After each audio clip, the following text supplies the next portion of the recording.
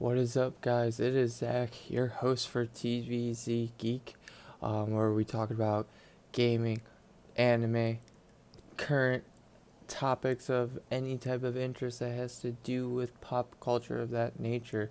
And today we are talking about episode 9 of Sword Art Online, Alicization, Nobleman's Pride.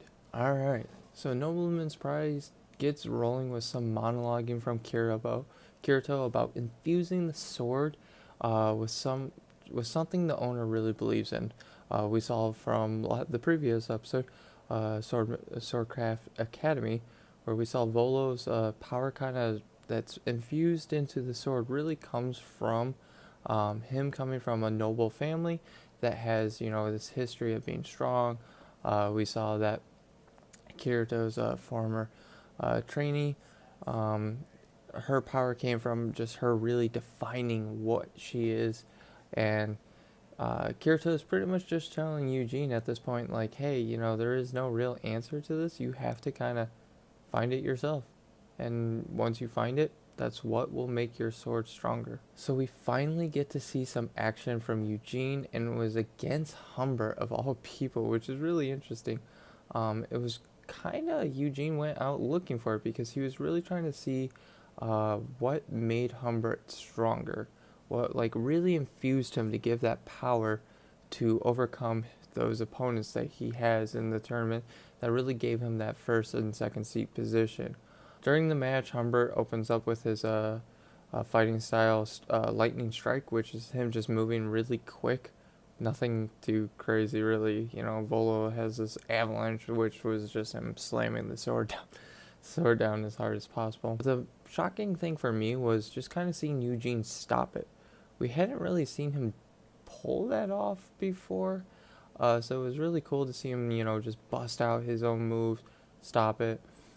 He realized that if he didn't switch positions soon enough, he was actually going to be putting himself at risk at losing this match. So he switched up his position.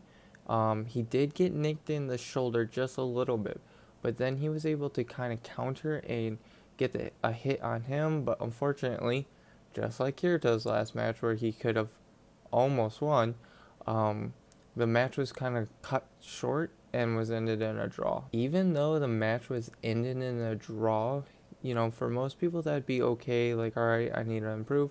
Humbert was not happy about it, and it's not really that surprising. He's that type of guy where it's either he wins or he loses. And, with him coming from a family of such notable status, it's probably not the greatest thing for him to have even a draw on his marks. It's probably something if everyone knew about, they'd probably be like whispering behind his back and would really drive him crazy. Kirito and Eugene talk about the two, kind of douchiest characters of the series so far, about how the way that they're acting seems to just only be within the taboo index. Like, they're only doing and acting the way they are is because they can't really go beyond the taboo index, even though it seems like they would want to. They just know the consequences of what would happen, and to them, it's not worth it yet. Who knows what can happen in, 2-3 more episodes. This is only episode 9, and with this being a 24, 48, this half only being 24 episodes, we're about halfway mark. We should be starting to see some interesting things coming up. Kirito does teach Eugene probably the most important lesson of this whole series, and that is to just stay cool. It's honestly one of these pretty adorable scenes, in my opinion, where Kirito's just teaching him the Arcadia language, even though we see him almost slip and say English. So now we got Eugene just kind of repeatedly saying, stay cool, stay cool. Which I just love Eugene. He's just so innocent. Where Kirito, we have this character who's kind of just been just through the ringer multiple times. So he's kind of a little bit more hardened, a little more cynical about things. And then we have Eugene, who's just trying to save a friend that he couldn't when he was a child. So now that's what defines him. Then we jump to this really nice scene of the boys with their pages in this lovely park. We see a cute golden fox. It's really just visually amazing. I just love the art style of SAO so much, and every episode just kind of really, you could take a lot of these scenes, just wallpaper it, in my opinion. They're just perfect. Love the style. TIS does give us a lesson about the ranking system of the upper class, how all rank 4 and higher live in the nicer part of town, and everyone uh, live, kind of going down the ranking system, 3, 4, 5, 6, that type of deal, all kind of live in the lesser, nicer districts. She does explain, though, even though her family kind of falls into that lower, mid tier of a nobleman, they still have the same responsibility to show up and protect the people of of their city when the time comes.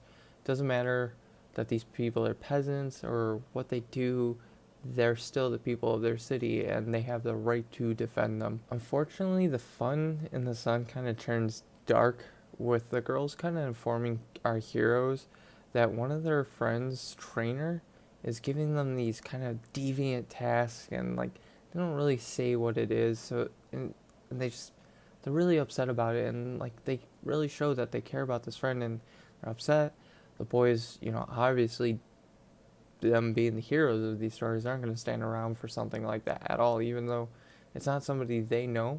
It's not somebody they have to, honestly, at the end of the day, it's not somebody that they have any responsibility to, but they still feel like as good people, they should step up and do something, which is honestly the most noble thing anyone can do, is to step up for those people that they have nothing to gain from. The girls inform them, which, drumroll, shocker, her trainee, their friend, Rito's trainee, is Humbert. And as we can all expect, this is probably having to do something with Eugene. Eugene and Kirito confront them about it. Eugene kind of almost loses his cool. He kind of does this like grabbing for a sword that's just not there. It's kind of like one of those like, he's just so gun-ho about wanting to protect this person that he's willing to just kind of jump ahead. And Humbert and that know that he would do this, and like Eugene almost falls for the bait that they're throwing out there. They're really casting it, hoping that they can hook him and bring him in and get him in trouble, maybe expel him. They're not super thrilled that Eugene's this commoner from nowhere coming to their school and being ranked just underneath them. It doesn't settle well with them, and then they show it pretty blatantly without any regard of the fact. With the episode kind of just wraps up with this really nice scene of Eugene and Tiss sitting and talking in Eugene's room. Well, not originally sitting. Eugene invites her to sit down, and she kind of glances at this chair off to the side, and kind of leads us to believe she's not comfortable sitting with Eugene yet. She is just his page, but she sits down on the bed, which kind of makes them both a little flustered and nervous, which kind of hints that both these people are just not used to being around the opposite sex in that kind of intimate setting. Tiss does move on. Tiss kind of talks about how she's worried about the things to happen when she graduates. She knows that she'll be married off, and with everything that's happening, she's worried about what type of man she'll be married off to. Even though these men are supposed to be noblemen, these are supposed to be people with pride. She is now seeing somebody firsthand being treated by one of these noble men in a deviant way, and she's just upset. She starts breaking down. She grabs Eugene's arm, and she just starts talking about how she knows his plan is to, move up the ranks, become this knight for everybody, and she kind of alludes to the fact that she wants him to come back after he does this because he'll be ranked in a house 4 or higher, and it kind of cuts from there, but we all kind of can put it together that she wants to be with Eugene. After everything is done, after everything is said and done, she looks forward to having Eugene there to maybe save her from something that she doesn't want happening to her ever. And Eugene kind of hints that he'll come back. Even though he's doing this all to protect Alice, he will come back from her. So my thoughts about this episode is it was a really good episode for character building, especially for Eugene. We really haven't gotten that so far. You know, we're 9 episodes in, and most of the time, granted, this has been Kirito's story forever now. You know, the SAO is pretty much Kirito.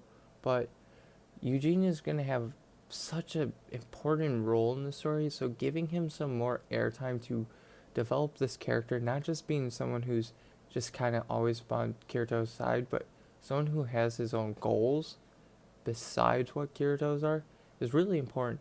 And I'm glad that they gave us an episode where it was just Eugene being human. Like, granted, he's not human, but we all know that. But it's great to see what Eugene really means what he thinks he is as a person, and what he believes are his responsibilities.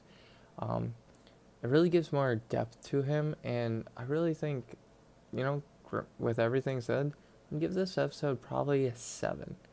Not that high of an episode, but that's my personal opinion, mostly because we didn't get to see I Love Combat.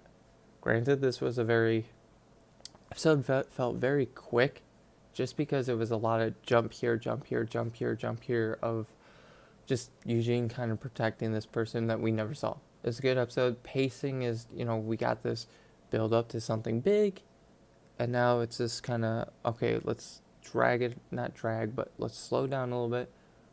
We can't have big episode after big episode, otherwise it just kind of is going to feel really rushed almost. I feel like that's kind of what they're going for. So now let's just kind of talk about some other SAO news that is happening. There's a convention going on right now. I believe it's in Singapore, and they got these pictures up where they got to vote for who their favorite character was. They got to put a sticker on, and it was really cool seeing this picture, especially some of the characters that got voted higher than I would have believed. Like, you know, obviously Kirito got solid amount of votes. You know, my bae Asnan got a healthy amount of votes, but Silcia, I probably pronouncing that wrong, but Silcia got way more votes than I didn't honestly believe that the fandom liked her that much. And then we kind of got to see a little mark of a name, somebody. Yeah, I'll just show the picture now. Yeah, not really surprised by that, but yeah, don't know what they thought. We got some more news about Fatal Bullet. It looks like we're getting a couple characters, and 2 of them are actually going to be able to be romance, which I don't honestly care about. That I think it's kind of one of the weirdest sub mini games of Fatal Bullet, but I guess some people are happy about that, so that's cool. But there's also a new original story coming out. Looks like it's going to be packaged with the first set of the Blu-ray set for Alicization that should be coming out near the end of July. So that will be something that's on my wish list. So if anybody wants to pick that up for me, that would be great. But I definitely do plan on ordering that. Do look forward to seeing what the original story is. So that should be fun to have. Alright guys, so that was my thoughts, my breakdown of the episode, and I hope you guys enjoyed. I'm really looking forward to next week's episode. The series was really growing. It's great to see SAO kind of coming out of not the shadows, but coming out of its kind of little murky past that not a lot of people enjoy it, but now it's one of the highest ranking animes of the fall 2018 launch series, especially for NA. So if you weren't somebody who was a fan and you are now, I would kind of like to hear why you're enjoying this series now instead of ever in the past. But if you're a long-term fan like I am, we all kind of know it's just nice to see the story just evolving and kind of seeing more than just Kirito just being this OP hero that just kind of smashes his face through everything like he has every story forever now. So guys, that is this episode for this week. Hope to see you guys for episode 10. If you like this video, why not give it a thumbs up? If you didn't like the episode, you know which button to click. But if you're new here and you liked what you saw, why don't you slap that sub button so you guys can see my episode that I'm releasing next week and some of the more content that I'll be working on for this channel.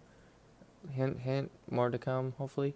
And then, I think most of all, we'll let Kirito kind of close off this episode with an important message. And I'll see you guys next week. Stay good. It's time.